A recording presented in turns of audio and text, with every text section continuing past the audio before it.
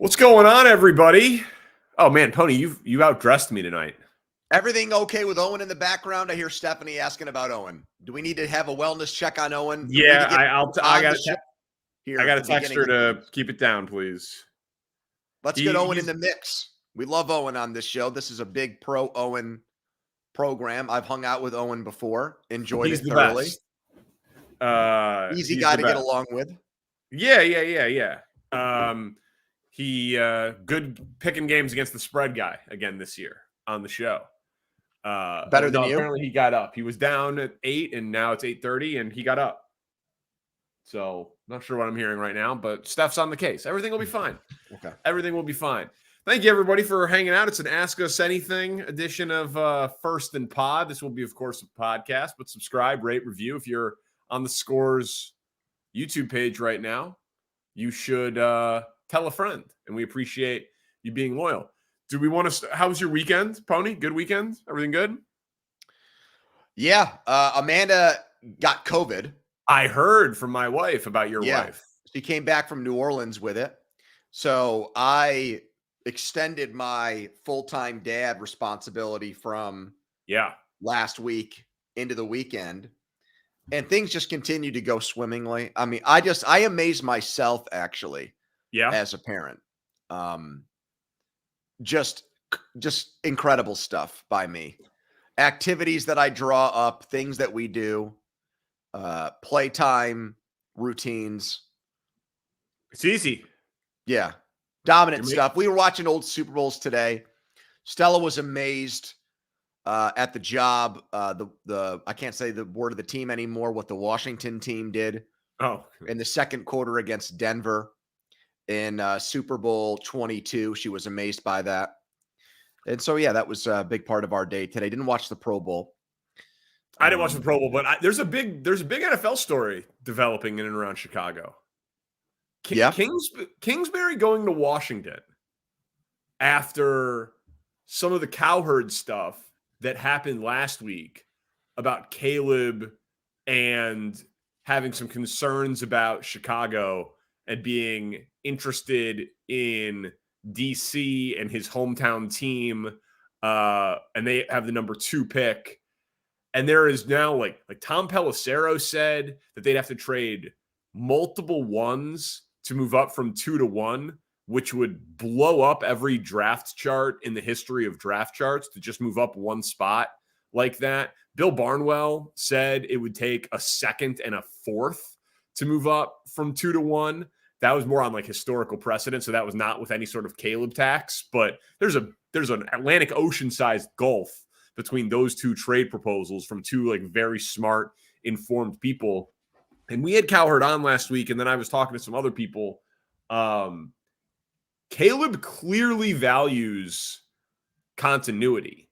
He left DC to go to Oklahoma for Lincoln Riley, and then he followed Lincoln Riley to leave Oklahoma to go to USC. And now Kingsbury was supposed to go to Vegas, and then that falls apart. Old Bear friend Luke Getsy ends up in Vegas. And Kingsbury is now the offensive coordinator for Caleb's hometown team that has the second pick in the draft and an established veteran culture coach who, in theory, should have a 3 or 4 year runway. Now, obviously, coaches get fired in less than that all the time, but it's a new owner who hired Dan Quinn, presumably for stability after he lost out on Ben Johnson. I got to be honest, man.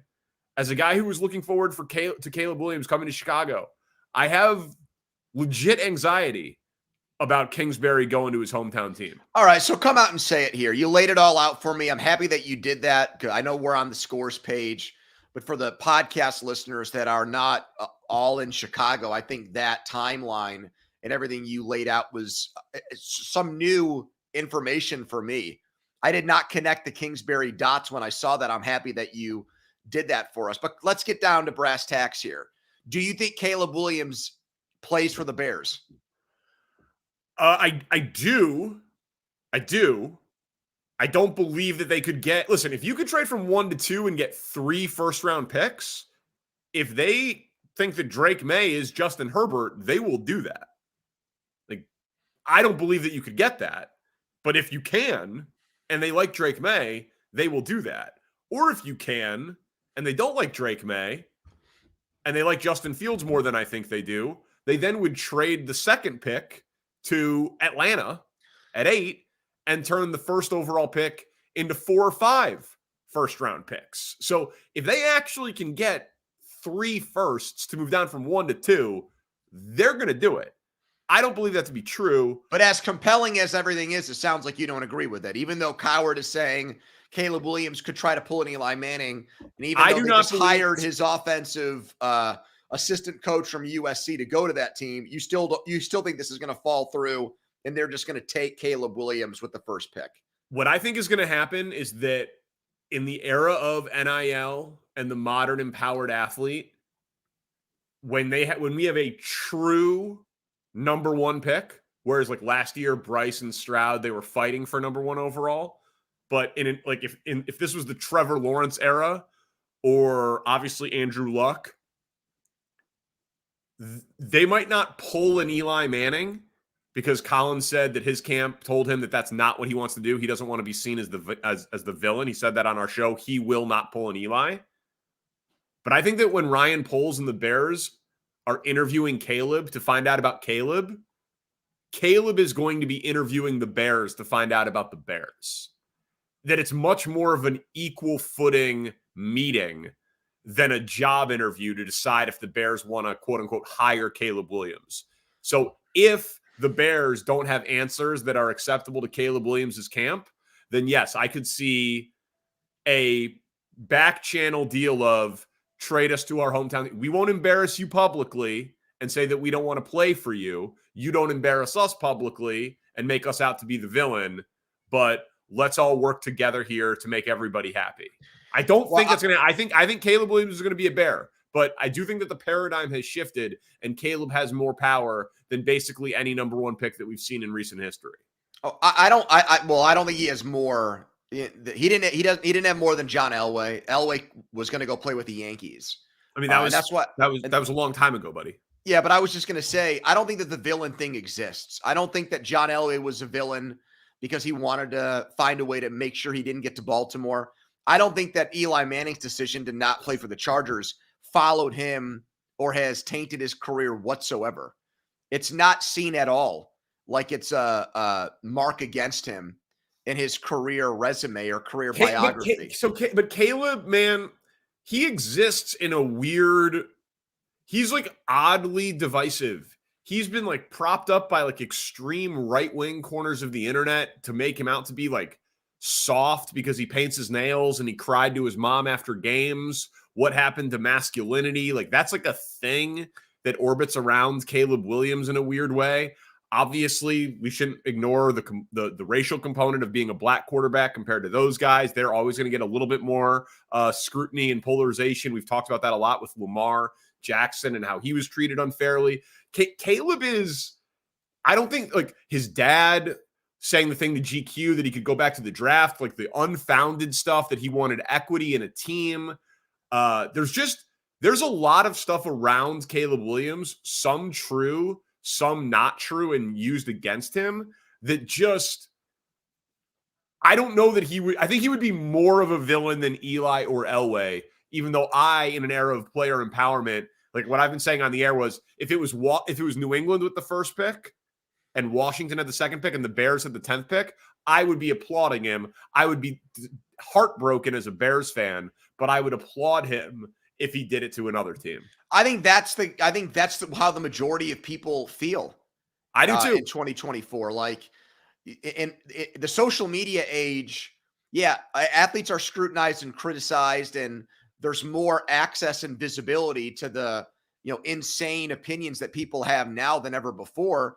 But I think traditional media was harder on those other guys that I mentioned than they would be Caleb Williams because the culture of football has changed in 20 years and 40 years going back to Elway. Like guys making decisions in being in the business of yourself and looking out for number 1, the way that the media responds and reacts to things like that has completely changed. So I think most people who have a platform would not really come down hard on the guy whatsoever. So yeah, what Cowherd said about him getting looked at as some villainous person in this situation, I don't think that would happen even if he tried to broker a deal to not get picked by the Bears. I think in 2024, I think most people would put themselves in his shoes and say, if I had reservations about the team that was drafting me, I would attempt to do the same thing. Well, it's going to become a story with this Kingsbury hire. It is going to be a big story. And I'm bracing for impact over the next couple of months. But this is supposed to be an Ask Us Anything. Yeah, let's do it. Let's get some questions in here, football or otherwise. What do we got? Our producer, Spencer Ray. From Vinny. Do you guys think Nick Bosa versus the Chiefs tackles will make the biggest difference in the game next week? He already called out that they hold a lot. Great question. Well, we saw two Super Bowls here. One where it wasn't talked about as much before the game, but it was talked about a lot because of their injuries. The Chiefs tackles against the Buccaneers, and they didn't hold up, and they got dismantled. And Patrick Mahomes, remember the stats in that game? Like, he ran for 4 miles in this game, running around like crazy because there was no protection. And there was almost in a blowout game. It was funny to me, how many people wanted to compliment and praise Mahomes just for battling and trying to get through all that. So in one respect, we have that to go by as historical evidence. On the other hand, we have last year where I thought this question that Vinny asks was going to be the reason why the Eagles won the game. The Chiefs offensive line, the tackles against the Eagles, who had the most sacks since the 85 Bears. And I don't think Mahomes got sacked one time in that game last year. He didn't get touched. There was barely any pressure. So my answer is right now, I don't think that the Chiefs are going to lose this game because they lose the line of scrimmage in pass protection. San Francisco has the talent to get there, but I'm actually to a point with their pass rush where I've got to see it before I predict it. I think they've been a major disappointment since the Chase Young trade. I think the Chiefs offensive line, it's not just what they're doing. It's that I think Mahomes has made decisions here to not take sacks, to not hang in there, to try to make the heroic play and the hero ball play all the time. So he's adjusted. So Vinny, no, I don't think that that's going to be the matchup that determines the game because I don't see San Francisco getting a lot of pressure on Mahomes in this matchup. And I still think they can win the game without it. I want to put that out there too. Well, I mean, listen, yeah, it's a 2-point line. Either team can win for sure. The second part of what you got to there is the issue. The Niners have all the name talent on their defensive line, and Bosa is excellent, and he has 2 sacks in the postseason. You want to know how many other players on the Niners have registered even a half sack in the playoffs? Yeah, that's what I was about to say. Goose egg, buddy. Not one sack. Not one, not half of one from anybody. And in the regular season, I was just going back and looking at it. Chase Young is second, and he had 7.5 sacks this year, split between both teams.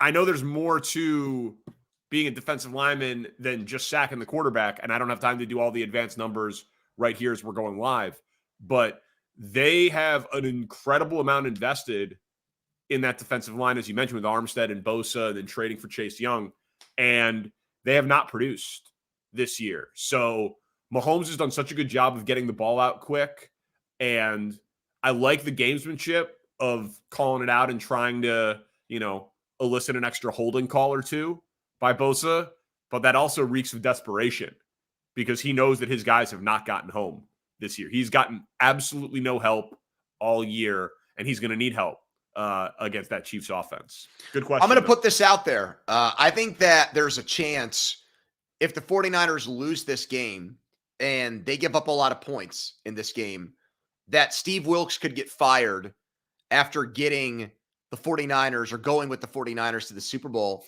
in a philosophical difference decision. I think that's been a big issue for them this year. I've talked to people there in San Francisco in the booth for part of the season, came down on the field, back and forth. Wilks having a style that he wants that doesn't fit with the way that Shanahan defenses have played before he got there with Saleh and Ryans. And I'm not sure if this guy would do this because he might think it's beneath him, but I'm going to just put it out there. I think Vrabel could end up there in some capacity. As a defensive coordinator? Yes, because what else is he going to do now? He's just going to wait for a job. I think one of the issues. I think one of the issues he has a contract, right? Okay, yeah. But I'm just saying, like, take your head coach money to not work and keep your stock hot. I don't think his stock is hot. Instead of going and being demoted to DC, risking not doing a good job, and now you're not looked at as a great head coach. Well, if you can't do a good job in San Francisco, well, then you shouldn't be a head coach somewhere. But I would say about Vrabel, I don't think his stock is as hot as we thought when he got fired. I think he's got a reputation right now where he doesn't get along with people, and he's a pain in the ass to work with. And I think if he swallowed his pride a little bit and took a job like that, that might help him. I think Belichick would be better off doing TV. People see his personality a little bit more, like when he did that NFL 100 greatest players thing and everybody loved him for it and he won an Emmy. And I think if Vrabel swallowed his pride and took a role like that on a great team, so it's not like him going back, taking a major step back, it'd probably be the best defensive coordinator job out there. I think that would be good for him because there's a reason why he didn't get hired, Danny. And I think it's because he's got a bad reputation right now as somebody that people don't want to work with. All right, we got a ton of questions. Let's get some good ones here, Spence. Let's get the next question. From Philip George. Danny, you mentioned Bill Barnwell is the best football writer. You did. Who would round out your top 5 football writers? When did you say that on here? I said it on Twitter. Oh. I said it on Twitter. Man, Peter King getting murdered by you, even though he comes on your show once a week. Jeez, that's rough. Well, I mean, listen, I read Peter King and Albert Breer every Monday. King, Breer gets thrown in there as a. Well, no. Breer, I actually would not say Breer, to be totally honest. I mean, he's good. He gets good information, but I think that's more about listen, Peter King is the GOAT. Barnwell for blending analysis with analytics in like a digestible way. He's spectacular. He's worth ESPN Plus all by himself, him and Passan. And then I'll give my guy Robert Mays. I think Robert Mays from The Ringer. Good. Yeah, I think Robert Mays is very good. What about you? Does Kevin Clark still write, or is he just strictly in the podcast and audio? He's more in the podcast now? Space now. Yeah, I used to like his long form stuff. I thought he did a really good job. A lot of these people that I read in my formative years as a fan and then doing this job have given up the writing end of things. Like this guy's not. Yeah, this guy's not strictly a football writer, but Simmons was always a must read when he was over at Page 2. So that's obviously been gone for like 20 years. I'm not. Yeah. It's been gone for 30 years. I mean, the guy just reads presidential biographies. I haven't read one of those in a while. The last one I read was Ulysses S. Grant. It was a 700-page book. Guy really underrated. Got a raw deal from people, as a matter of fact. Danny, I don't think I could come up with 5 because. Well, hold on a second here, though, because. Obviously, it's changed. Like, you said there's the information getters, right? There's like the Diana Rossinis and Albert Breers and people like that. And then there's like the football, more opinion, more sometimes personal interest. And I don't know, man. Like, I feel like the way that the internet has changed things and social media has evolved, like, there's fewer and fewer people who I think do that well now. I used to read a lot of those stories when Sports Illustrated was a hard copy thing. Yeah. And I feel like that industry has cratered. People that do that for a living. So I could not come up with 5. Yes. Breaking news. The writing industry has cratered. Well, that's why I'm stalling here, Philip. I can't come up with 5 guys for you, bro. I don't even have 5 must read. I mean, okay. I mean, listen, Peter King. I mean, I gave you what, 3 or 4. Aaron Schatz, another good one. There, I mean, and then like there's good beat reporters. Sure. Like You know, Florio will write things, not just doing the aggregate stuff. He'll write his own theoretical and opinionated pieces. yeah, I'll read those. Like I like what Mike does a lot. But many of these people, these jobs that really, these writing positions that helped grow my love of football. This is there are sounding, not that many of them anymore. yeah. That is true. It's a sad thought, actually. But it's funny. Like I still seek it out. Like ESPN Plus, Zach Lowe, Jeff Passan, Bill Barnwell. They are doing long form sports writing in the 3 big sports that I care about. The other guy that does a good job is that Wickersham guy. Seth Wickersham, yeah. He'll write, he'll do one of those big football expose pieces a couple times a year. You know who else I like? We didn't mention is the dude from Yahoo, Robinson. I like him. Charles Robinson. Yeah. Yeah, Charles Robinson's very good. But for whatever reason, I don't see a lot of his stuff. I don't know if that's a Yahoo does a bad job promoting what he writes, or if he's just not into the promotional side of things, but I don't read a lot of him anymore. Let's keep it going. What else we got, Spencer? Oh, yeah, Curb's back tonight. Favorite episode of Curb. Man, how much time do you have? Are you a fan, or do you want me to handle this one? I've seen probably the first 4 or 5 seasons, but it's been a long time since I've watched, and I'm not one of those people with Curb that goes back and watches the episodes a second and third time. So it's all for me right now, top of mind. These are all off of one watch. The episodes or moments that stick with me. So I will give you the floor here to. So, I mean, I've seen every episode many times. It's a Mount Rushmore show for me. I cannot wait for this podcast to be over. I will be going out into the living room, getting the plane in the air, if you will, getting a pint of ice cream and sitting down with my wife and watching the Curb premiere. Obviously, Palestinian Chicken comes to mind immediately. The Seder, when he brings over the guy who's on the child sex offender list, but who helped Larry with his golf swing, is one of the funniest 30 minutes of I mean, I could watch that episode and be in the worst mood ever, and there's a guarantee that I will laugh out loud when he walks in the door and says that he brought latkes. That is like the funniest thing in the world. The ski lift is incredible. So you're seeing I like that one. You're seeing a trend of Jewish humor for me, obviously. The carpool lane. Oh, phenomenal. That's the Dodger Stadium game, right? Yep. With the hooker. Yeah, where he picks up the prostitute. I say schmohawk in my day-to-day life when someone is a bad driver. I'm like, oh, look at this schmohawk.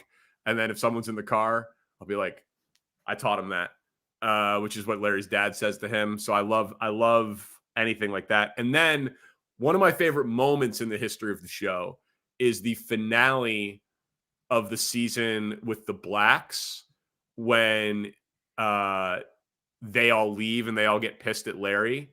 And Leon comes walking back with his carryout, and Larry's like, they're gone. And Leon's like, word? He's like, yeah. He's like, so I guess you'll be. Larry's all excited to like be back by himself. He goes, I guess you'll be. And Leon goes, going upstairs, eat my Chinese food. And he just goes into the house, and it makes no sense whatsoever, but it just very clearly was JB Smoove as Leon Black is like this like superstar scene stealing character, and they could never write him out of the show. So they just wrote out every other character from his family, and he just now lives with Larry. It's the absolute greatest. Well, I don't know why, but the line that popped into my head was a Leon line when Brody put the question out. It was when he was talking to Larry, and he kept saying, "You got old balls, Larry." Yeah. Long ball Larry. You got long balls, man. That's such a good one. Oh man. Yeah, I mean, yeah. I think Leon. I mean, Funkhauser, rest in peace, was a great character. R.I.P. to Super Dave. I'm a Jeff guy too, so Yeah, I mean it's an all-time show. I could do an hour for sure on that. But good question, Brody. Thank you. What's next, Spencer Ray? Oof, Danny and Pony. This is from FTSY Sports Dave. What teams in Chicago and Pittsburgh win a championship next? You want to take this first? So I'm doing Pittsburgh and you're doing Chicago, or I'm looking Yeah. at that entire pool? Yeah, no, you do Pittsburgh. I think the Penguins can still win a cup in the Crosby era. So I'll say them. Just because I think they've got the Tom Brady of the sport. And also it's a sport where if you just get in the playoffs and your goalie gets hot, you can win 2 or 3 series. And it doesn't really matter what you did for 82 games, as long as you're in. Look at Florida last year getting to the cup finals. So that'll be my answer. I don't have any hope about the Steelers right now. And the Pirates are just a non-starter for me. So, yeah, I think the answer is the Cubs in Chicago. They're the best run organization by far.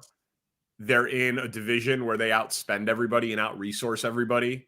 So they don't have a Dodgers situation or a Mets situation in their division.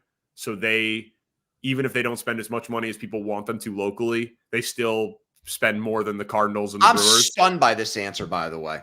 Really? Yes. You're supposed to say the Bears. Because if you're getting the closest thing to Patrick Mahomes in the draft, and Mahomes won the MVP in his second year in the league, in his first year as a starter, and he's a transcendent quarterback, and that's who he's being compared to. And we have all these examples of great quarterbacks who did not wait 5 or 6 years before they got there. They were almost good instantly, and they had team success in microwave-like moments. That should be your answer. You're a Caleb Williams guy. There too. What do you want from me? It's not the White Sox. It's not the Cubs and the Blackhawks. I just see nothing about the Cubs that would tell me a World Series is on the horizon for them. They just seem like they seem like a team that's just sent down from the heavens to win like 85 or 86 games next year and just hope like hell that they get one of the wild card spots. Well, if you get into the playoffs in baseball, you can win the World Series. Well, Arizona last year, sure. Philly the year before that. Yeah. So if I think they're going to make the playoffs like 4 of the next 5 years, that's probably the right answer. Next question from Said. Yeah. What kind of it looks like Paul Rudd is his avatar. Yeah. Oh man. This is an excellent question that we could do hours on, and we have to make a decision on how honest we want to be. I want your honest answer. I want the answer you gave me on it 2 weeks ago. So go ahead and read the question. What kind of advice would you give students pursuing sports media? Give me the answer that give them the answer you gave me. And if you don't, I'm going to call you out for it. I wouldn't advise it. If you do, here's what I always say. If you can't see yourself doing anything else, then you should, of course, do it. But even in that situation, you should have a serious backup plan. You should double major in college with the most practical second major that exists, like business, economics, entrepreneurship, like something like that, like a very, very stable second major. It is a great way to make a living if you can make a living at it. But like, so there's 2 sports radio stations in Chicago. It's the 3rd biggest media market in the country. There are, let's see, 2, 4, 6, 8, 10. There are 12 people who host a daily sports talk show in Chicago and make 6 figures. Now, you could add in some of the guys at Barstool who make 6 figures. You could add in, obviously, sports TV people who make 6 figures, a couple, some sports writers that do that sort of thing. And not that you have to make 6 figures to be happy in life, but any of them make 7? Not anymore. Big Cat. But yeah, not anymore. Some of the local TV people used to. Obviously, a couple of the radio people flirted with it. Mike North turned down $750 because he said he wouldn't take half. That was a mistake. Because they tried to haircut him from 1.5 down to 750. He said, "I don't take half," and he retired, and that was a mistake. But regardless, the floor is so crappy and so low paying, and there's so many people that want it. The supply always outweighs the demand. And it's, the newspaper industry has collapsed. Local sports on television has collapsed. We know a lot of people who went to the best journalism school in the world, were good at that school, and are completely out of the industry now because they couldn't get out of nowhere Ohio or nowhere Indiana or nowhere Idaho. So it's whereas my friends have so much more stability in their field. They're a lawyer. There's 10,000 lawyers in Chicago. They're a doctor. There's 10,000 doctors. They work in finance. There's a million hedge funds and firms and places that you could trade. You know what I mean? Like, I lose the job at the Score. ESPN 1000 won't hire me. If I can't find a six-figure podcast, I'm moving. You know what I mean? It's a different world. So I wouldn't recommend it unless you have a very serious backup plan. I will say this about it. I think now there are fewer barriers and restrictions to getting into it. If you're good at it, if people like what you have to say, if you're interesting and entertaining, you can have success, and you don't need a program director or a managing editor at a newspaper or somebody like that, or a general manager at a TV station to make that decision for you. So in that respect, if you want to don't go to a $50,000 a year journalism school. Like, just do your podcast and create your content. I wouldn't recommend against that entirely, because I still think the networking and the people you make and the relationship building is still huge, as far as like your chances of success in building something. Who you can work with, etc., is still massively important. But the one thing I'll disagree with you on slightly is I don't think I would have been able to have multiple balls in the air when I was like 19 or 20. I was barely able to juggle one. And so my thing is, if you're going to tell people to do two things, they should probably just dump the sports broadcasting thing altogether and do the law school or do the management school and economics and business degrees and things like that. I think if your heart's in it and you've got a strong work ethic and you're an interesting person, I think you'll still find a way to be successful in this business. It's just going to look different. Just where you break in and what you do or what you have to do, your skill set is different today than it was when we first got into it, for sure. Next question. Who wins Super Bowl MVP next week? I'm going to go Fred Warner. Dude should have had more Defensive Player of the Year consideration. I mean, I know people want to bet Kelsey because of the Taylor Swift thing, but I don't see a What do you world mean? That's where why. What do you mean? People like that's a thing out there that people are betting him because they think there's a narrative. Yes. I mean, I could almost see the opposite, where some people might have a bias against him and they don't want to vote for him for that reason. I think that kind of cancels itself out, to be honest with you. I would bet Mahomes or McCaffrey, depending on who you think is going to win the game.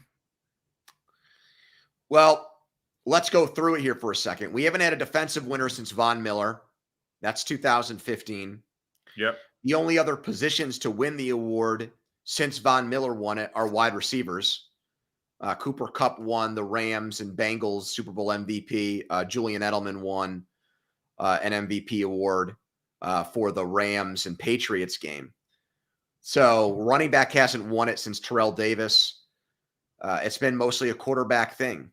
The reason why I'm compelled to say McCaffrey or a skill position player for the 49ers is that there's already, I feel like, among the football writers, a feeling like Purdy is only successful because of the players he has around him. And I think he'd have to have a great game where he spread the ball around and he put up the stats and there wasn't a running back or a wide receiver that had a big individual game in order for him to get it over them. I'll give you one that I'm interested in. Kittle. Where is he on the board? The tight ends never won it. I always think 70 to 1. I always think the people that vote on this would be intrigued by being a part of something that has never happened before. The dude catches 2 touchdown passes in a game where the 49ers win, by a field goal. It's like 24-21, and he's got 2 of their 3 touchdowns. I could see him getting the award in that situation. So I like him down the line. People are thinking Kelsey, you said. I'm going to name the other tight end as a possibility. Chiefs are plus 110 in the game. Mahomes is plus 135 for MVP. Purdy is 2 to 1, and McCaffrey is plus 450. Then there's a huge jump to Kelsey at 17 to 1 as the 4th favorite. Next question from Quinn. How much does this Pat Mahomes arrest affect Pat Jr.? Give me some bad 2020 Andy Reid Sun vibes with the timing. Oof. Listen, he'll have That's to not answer. the first time I've heard someone in the last few hours bring up the Andy Reid thing from the Buccaneers Super Bowl. So Quinn has either already seen that or is thinking like a lot of fans are, because that's out there right now. I mean, listen, it's obviously a distraction if we're just talking about it from the game, but on a human level, it's gross and very irresponsible. 3 DUIs, man. Get your crap together. Well, but can I just say quickly, and I don't, and I know that these conversations can get deep and serious, and they should, because we're talking about drinking and driving and people's lives at risk and everything else. But can I just say now, like now that this is out there, I didn't know about the first couple of DWIs until this story came out today on Sunday. Did you know about Pat's dad? No. Me neither. But I mean, you see the guy after these games. He's on the field. He's smoking cigars. He's doing interviews. You can tell he's been drinking. I've had him on, and like we've run through like what he does in the box. Yeah, man, he gets lit. He doesn't sound sober. So like I'm now that this has happened, I'm thinking like people hear these interviews and see him, and I'm guilty of this. And it's like, props to his dad, like living his best life. He's out there YOLO at these games and stuff, but crap, man, like part of me gets uncomfortable. Like you're almost, when you do interviews with people when they're drunk and you glorify that, it almost enables their behavior. Do you know what I mean? Well, but there's one thing about like getting drunk at a skybox when you're going home in the black car that you're in the caravan back to the house with the professional drivers. Like no one says you can't drink, just don't drink and drive. Yeah. You know what I mean? There's a pretty big distinction there. Listen, Mahomes will have to answer for it. He will. He's a pro. He'll be asked about it at media day. It's going to be uncomfortable. It's serious. I mean, the guy's facing 2 to 10 years because it's a 3rd offense in Texas. So this is not a nothing misdemeanor type of story. This is a real story. I don't think it will have any impact on the game. Patrick has had to deal with his brother getting arrested and being a distraction, his wife, who he loves and I think is mostly harmless, being a distraction and being a polarizing person on the internet. And now he has to deal with his father. Like he's dealt with familial distraction before. I assume he will deal with it again, but it's unfortunately going to be a story that he'll have to deal with midweek. It almost makes me feel bad for Mahomes. Because you're right about his brother and his wife. There's a lot of disdain and there's a lot of there's a lot of hatred, frankly, towards those two people. And I've heard people say a lot like, I like Mahomes, but I don't like his family. I've heard that. And it sucks that someone that, other than a little bit this year, what he did after the Bills game, the first Bills game, ticked me off. He's really been a great ambassador for the sport, and he's been a great face for the sport. So it sucks that the people around him who should be, celebrating his accomplishments and everything he's doing and all that stuff, Danny, that like because of their bad behavior, he has to answer and deal with stuff. The stuff with his wife, I think, is mostly unfair. But she leans into it. She goes at people like She likes that. I think she likes the back and forth. She likes the celebrity of being Patrick Mahomes' wife. I mean, yeah, she definitely likes that. She And she's puts an it out there. influencer and she's got a fitness brand. But I mean, they're high school sweethearts. She seems like she loves him and good mom and all that. She sprayed the champagne out of the skybox, like, whatever. There are some stories in KC of her not being like the nicest to like the wait staff and her slamming down a DJ laptop, like being a little entitled. I'm not a fan of that. Yeah, no, it's terrible. But for the most part, I think she's pretty harmless. The brother doesn't seem to have too much redeeming. But one more? One or two more. Let's do it quick. From Chris. Oh, this is from your co-host. Caleb Williams paints his nails and takes flack for it. Gentlemen, what are your thoughts on pedicures? If it's good enough for Marines, it's good enough for anyone, right? I've gotten one pedicure in my life. Thank you for chiming in here, Malsey. It was when I was on vacation, and it came with wait a minute here. I thought, okay, so this is pedicures. We're talking about feet right now, not manicures. Yes. So it started with Caleb Williams. Does Caleb Williams do his toenails too? Do we know about that, or is it strictly I don't know if he does. But the story about the nail painting, his mom was a nail technician. And so they bonded over it when he was like a little kid. And so he did it to like pay homage to his mom. Then he wrote F Utah. Yes. And then they got blown out. And then they lost. And then they, taunted him for it. And he's like, I'll probably dial it back going forward. But the painting of the nails thing is an homage to his mother, who was a nail technician. I would say this: if you're a single guy, pedicures are a big deal. You're going on dates with women. They're getting to know you for the first time. Situations where they see you barefoot or clothes are off. I think the fact that it looks like you're groomed down there and you pay attention to stuff like that. You don't have gross toenails or stuff like that. All kinds of calluses and bunions and whatnot. I think that scores points with women. So I would recommend that. It's worth pampering yourself to do that. I like being pampered. Me too. My issue with pedicures though is that I have very ticklish feet. Yeah. So the scrubbing of the bottom of my feet and stuff, it's uncomfortable. It's actually torture for me. Oh man, but I love a foot massage. So I put up with the tickling for the foot massage. The foot massage is that's a way to my heart. Really? Oh yeah, big fan. Big fan. Absolutely. What's not to love? Do you know anyone? Are we allowed to bring this up? Do you know anyone that's had a Robert Kraft-like experience at one of these places? I do. Okay. But I don't really want to share who that would be. But yeah, but you do. You do know people. Yes. Okay. Yes, I do. I know one person and it's not me. I'm not doing that thing where I say, "Oh, I have a friend," and it's really me. Yeah, no, I know. Case, it's actually not me. Yeah, me too. But yeah, but why? What? Yeah. Why do you ask? Well, because you said foot massage, and that's what I started to think about. That's not what Robert Kraft got, buddy. Oh, I know, but it was at a place that was for that kind of thing. Is what I'm saying. Yeah. Okay.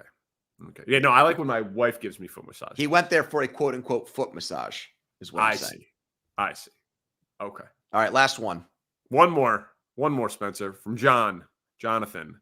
What happens this year if the Cubs don't get Bellinger back? Oh, yeah, that's why I'm still like, it's almost like the time Clay Travis had boobs on CNN when like the anchor could not like continue the conversation.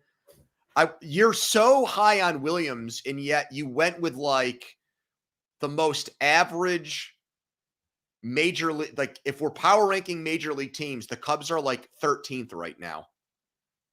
And you said that they're going to win. What are the Bears?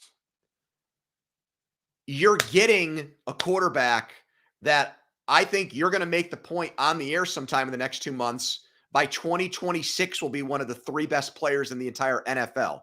Yeah. If you have that guy for the next 20 years, your window to win championships is wide open.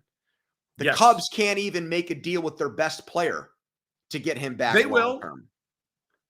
If they don't, to answer Jonathan's question. He's not under contract, so I don't know why you're acting like it's fait accompli that they will. Because Jed Hoyer went to Cubs convention and said they were in the 5th inning of their offseason. Like Oh, that's reassuring. What guys say at Cub Fests. No, but they don't stick their foot in their mouth. They're like one of the best PR organizations I've ever seen in any sport anywhere. They have money to spend. They have prospects to trade. Well, then why haven't they spent any of it yet? This is like if this is a baseball game now, the 8th inning has started in the offseason. Who else is out there? They're going to sign Blake Snell and Cody Bellinger in the next month. Matt Chapman. Okay. And they can trade, buddy. They can trade.